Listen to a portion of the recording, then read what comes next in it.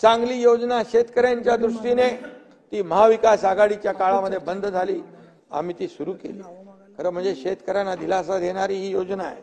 आणि म्हणून त्याचबरोबर सुरजागड येथे 2 नवीन प्रकल्प त्या काळात मुख्यमंत्री असताना सुरू झाले। आणि आज मी सांगतो की नक्षलवाद हा तिथं लोकांच्या हाताला काम मिळू लागलं, लोकांना त्या ठिकाणी त्यांचं जीवनमान उंचावलं, तिथे त्यांना आरोग्य सुविधा मिळाल्या, त्यांना रस्ते मिळाले, त्यांना शिक्षणाचे चांगल्या सोयी मिळाल्या।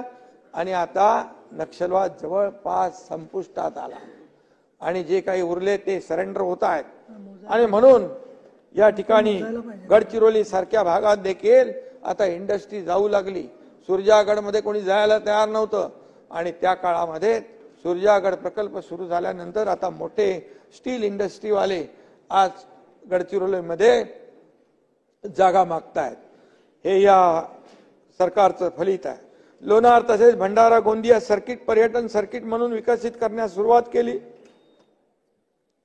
सभापती महोदया, गेल्या 2.5 वर्षात आम्ही 86 कॅबिनेट बैठका घेतल्या आणि 850 महत्वाचे निर्णय घेतले। बाकी छोटे मोठे निर्णय सांगायला बसलो तर इथे अधिवेशन कमी पडेल, वेळ कमी पडेल, म्हणून मी त्याच्यात जात नाही। महायुती सरकारने लाडक्या बहिणी, लाडके भाऊ, लाडके शेतकरी यांच्या कल्याणासाठी काम केलं।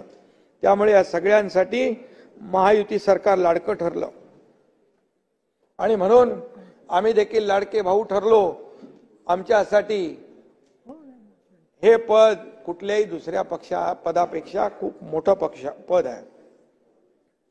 मी आधी सीएम म्हणजे कॉमन मॅन म्हणून काम करत होतो, आता डीसीएम आहे। डीसीएम म्हणजे डेडिकेटेड टू कॉमन मॅन, अशा प्रकारचं मी काम करतो। शेवटी मला काय मिळालं यापेक्षा या महाराष्ट्राला काय मिळालं, या महाराष्ट्रातल्या जनतेला काय मिळालं, ही भूमिका आमची आहे। आणि म्हणून आमचे मित्र अंबादास म्हणाले, अभिभाषणात राज्याचं नुसतं गुलाबी स्वप्न रंगवलंय, पण ते स्वप्न नाही, महाराष्ट्राचं अंबादास गुलाबी वास्तव आहे। अंबादासजी, तुमच्या नवाबी सरकारपेक्षा आमचं गुलाबी सरकार केव्हाही चांगलं ठरलं। दादानी पण आमच्या गुलाबी सरकार घेतलं। 2.5 वर्षात ज्या लोककल्याणकारी योजना राबवल्या, विक्रमी विकास कामं झाली। सभापती महोदय, 2.5 वर्षात ज्या कल्याणकारी योजना राबवल्या, विक्रमी विकास कामं झाली, त्यामुळे महाराष्ट्राचं वास्तव गुलाबी झालंय। परदेशी गुंतवणूक महाराष्ट्र पहिला आहे, हे गुलाबी वास्तव आहे। महिला सक्षमीकरणात महाराष्ट्र पहिला आहे, हे गुलाबी वास्तव आहे। जीएसटीत पहिले आहोत, उद्योगामध्ये पहिला नंबर आहे, हे वास्तव आहे। 5 लाखाचा आरोग्य विमा देणारं हे पहिलं राज्य आहे। शेतकऱ्यांना मोफत वीज देणारं हे पहिलं राज्य आहे। 10 लाख म्हणजे 10 लाख तरुणांना स्टायपंड देणारं, त्यातले 1,80,000 तरुणांना अपॉइंटमेंट दिलेले आहेत। 6,000, 8,000, 10,000 स्टायपंड देणारं आतापर्यंतच्या इतिहासामध्ये कुठल्या सरकारने निर्णय घेतला? तो आमच्या महायुती सरकारने निर्णय घेतला आणि आज लाखो लोकांना त्याचा फायदा होणार आहे। देशातलं लॉंगेस्ट सी ब्रिज करणारं हे MTHL हे पहिलं राज्य आहे। सर्वात मोठं मेट्रो नेटवर्क असलेलं पहिलं राज्य आहे। आणि त्याचबरोबर परदेशी गुंतवणूक पूर्ण देशाची 52% गुंतवणूक आपल्या राज्यात आहे, हेही पहिलं राज्य आहे। आणि बाकी तर खूप आहे, त्याच्यामध्ये मी जात नाही। हे गुलाबी वास्तव आहे। आणि म्हणूनच अंबादासजी, हे सगळं केल्यामुळे एवढा मोठा जनादेश, एवढा मोठा जनाधार आणि एवढा मोठा दैदिप्यमान विजय महायुतीला मिळालेला आहे, ही वस्तुस्थिती आहे।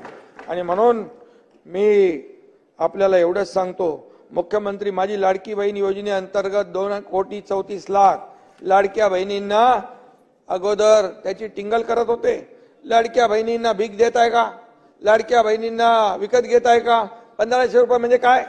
1,500 रुपयात काय होतंय? अरे, सोन्याचा चमचा घेऊन जन्माला आलेल्या लोकांना आणि पैशाच्या राशीत लोळण घेणाऱ्या लोकांना 1,500ची काय कळणार? 1,500 रुपयाचं मोल सर्वसामान्य लाडक्या बहिणींच्या जीवनामध्ये आम्ही आधार देण्याचं काम केलं। आम्ही देखील गरिबीतून आलोय, मी देखील एक शेतकऱ्याचा मुलगा आहे। मला माहित आहे माझी आई त्यावेळेस काय काटकसर करत होती। कसं घर चालवत होती, कसं बिलाचे पैसे काढत होती, बाजूला करून ठेवत होती, शाळेची फी असेल, हे सगळं रेशनचं असेल, हे सगळं मी पाहिलंय. आणि जेव्हा सरकारमध्ये आल्यानंतर आम्ही ठरवलं सरकार कुणाचं आहे, सरकार सर्वसामान्य माणसाचं म्हणतो, मग सर्वसामान्य माणसाला काय देणार आपण? मग सर्वसामान्य माणसाला त्याच्या जीवनाला आधार द्यायचा असेल तर त्यांना आपण हे दिलं पाहिजे, म्हणून लाडकी बहीण योजना सुरू केली. आणि त्याला विरोधकांनी एवढी टीका केली, कोर्टात गेले, हायकोर्टाने त्यांना लापा चपराक दिली, हायकोर्टाने पळवलं. आता नागपूर इकडे कोर्टात कोणीतरी गेले, तेही देखील कोर्ट लाडक्या बहिणींच्या बाजूने उभं राहील. आणि म्हणून पैसे मिळणार नाहीत, पैसे मिळणार नाहीत असा आरोप करणारे लोक पैसे पहिला हप्ता गेल्यानंतर सभापती महोदया म्हणाले आता लवकर पैसे काढून घ्या, नाही तर सरकार काढून घेईल. सरकार हे देणार आहे, हे घेणारं सरकार नाही, हे थापा मारणारं सरकार नाही, हे देणारं सरकार आहे. दोन्ही हाताने आम्ही दिले, पैसे दिले 5 इन्स्टॉलमेंट. परब साहेब 5 हप्ते आम्ही त्याच्यात भरले. निवडणुकीमध्ये पण मनाला लावून घेऊ नका. ऐका ऐका नाही नाही ऐका ऐका याच्यामध्ये विरोधी पक्षाच्या लोकांनी सरकारच्या 2.5 वर्षाच्या कारभारावर टीका केलेली आहे. आता मला काय केलं ते सांगायला नको. आणि टीका केली, म्हणाले काहीच केलं नाही, हे अभिभाषण चुकीचं आहे. या अभिभाषणाचा आणि सरकारच्या कामाचा काही अर्थोनार्थी संबंध नाही, असं नाही. आणि म्हणून त्याचं उत्तर गुलाबराव पाटील साहेब त्यांना पण तुम्हाला जनतेने मॅन्डेट दिलेलं आहे. आता काय त्यांच्याकडे काय नाही आहे, त्यामुळे एकच आहे सभापती महोदया, एकच मी सांगतो की ज्या सदस्यांनी 2.5 वर्षाचं काम, एवढं आम्ही मरमर काम केलं, एवढं प्रकल्प आम्ही राबवले, कल्याणकारी योजना आम्ही राबवल्या, जनतेच्या मनामध्ये आमचं सरकार गेलं म्हणून आम्हाला एवढं मतदान झालं.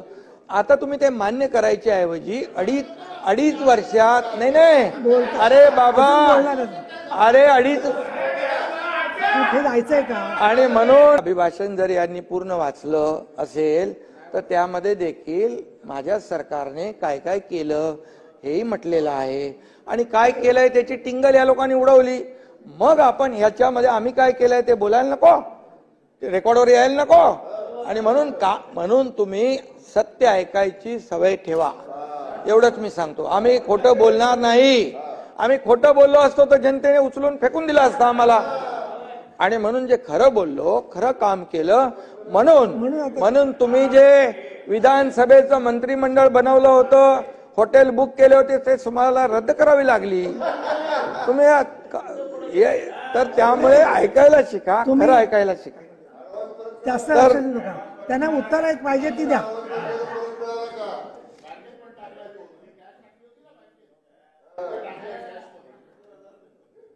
भूक लागली आहे का? आणि किती ओरडतायत. आपण जेवण लंच ब्रेक घेणार आहे आता, शांत राहता. आणि खरं म्हणजे ते आता काय जे मी बोलतोय ते खरं तुम्ही त्यांच्याकडे बघून बोलू नका, तुम्ही माझ्याकडे बघून बोला, कारण त्यांच्याकडे बघून बोला की त्याला अस्वस्थ. आणि बघा, कारण काही गोष्टी नियम 58 सभापती महोदया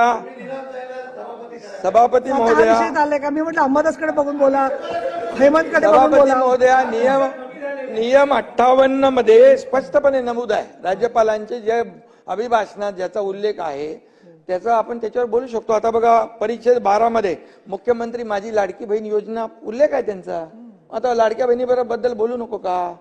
ते तर विरोध केला या लोकांनी, कोर्टात गेले आणि बंद करा म्हणाले. आता तुम्ही परत जखमांवरची साल्टी काढताय. पुढे चला पुढच्या मुद्द्यावर. खरं आहे ना. तुम्ही कसं आहे, मी बघा सभापती महोदया, तुम्ही मला सांगा, हे विरोधी पक्ष पण सगळे जे आहेत, हा एकनाथ शिंदे 2.5 वर्ष पायाला भिंगरी लावून फिरून काम केलं की नाही? चला आपल्या मनाला विचारा. चला अंबादास बोला. नको बोला. तुम्ही छातीवर वाटून सांगा.